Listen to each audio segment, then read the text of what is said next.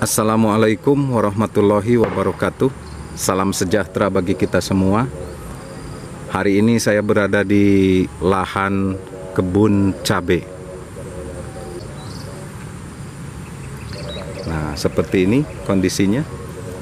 Kita dekatkan kameranya. Nah, sudah ada yang mulai berbunga.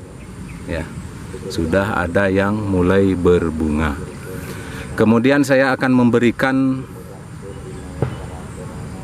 beberapa strategi ya, bagaimana dalam pengolahan atau penanaman atau budidaya kebun cabai ini tidak memakan biaya yang cukup besar ya. Sahabatku sekalian, dalam budidaya apapun ya, baik cabai, timun dan lain sebagainya, tentunya memerlukan modal yang tidak sedikit, mulai dari pengolahan lahan, kemudian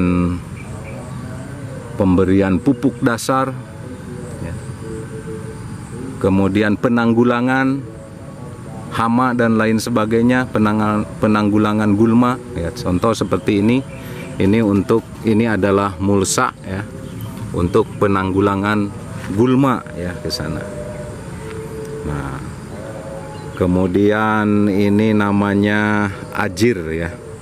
Nih, ini bambu ini namanya ajir atau penopang pohon cabai nantinya ya. Nah, seperti ini. Nah, ini perlu kita mengeluarkan biaya yang tidak sedikit. Kemudian saya akan memberikan tips atau strategi bagaimana berbudidaya cabai ini tidak mengeluarkan dana yang begitu banyak. Yang pertama, nah saya membeli mulsa ini ya. Nah, ini mulsa. Mulsa ini saya tidak membeli baru, tapi saya membeli bekas. Kemudian penyangga pohon ya. Penyangga pohon seperti ini. Saya pun tidak membeli yang baru, tetapi membeli yang bekas ya, sehingga dapat menekan biaya yang harus dikeluarkan antara 50 sampai dengan 60%, bisa menurunkan biaya yang seharusnya dibandingkan dengan membeli yang baru. Nah, sebelum saya menanam pohon cabai ini, saya tanam dulu pohon timun. Kenapa saya tanam pohon timun? Karena pohon timun ini umurnya cukup pendek sehingga kita cepat panen ya. Nah, ini juga sudah ada yang berbunga ya. Kita dekatkan. Nah, sudah mulai berbunga. Jadi kita lanjutkan, sehingga dana yang dikeluarkan untuk pengolahan lahan, pemberian pupuk dasar, pembelian mulsa, dan pembelian ajir itu dengan harga timun di rata-rata 1.200, itu dapat kembali modalnya. Bahkan ada lebihnya sedikit kami gunakan untuk pengadaan bibit cabai, kemudian untuk pupuk dasar cabai sudah bisa ditanggulangi dari hasil panen tersebut.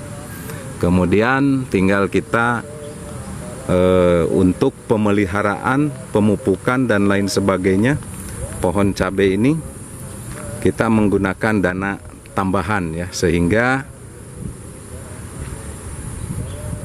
dalam budidaya cabai ini tidak terlalu banyak dana yang kami keluarkan karena sudah terganti oleh hasil dari budidaya timun. Begitu ya. Jadi strategi saya dalam budidaya cabai ini seperti itu ya. Jadi sebelum tanam cabai, kita tanam dulu pohon sayuran yang umurnya pendek. Bisa timun, bisa kacang panjang, bisa buncis dan lain sebagainya, tergantung daripada selera kita dan feeling kita saat itu.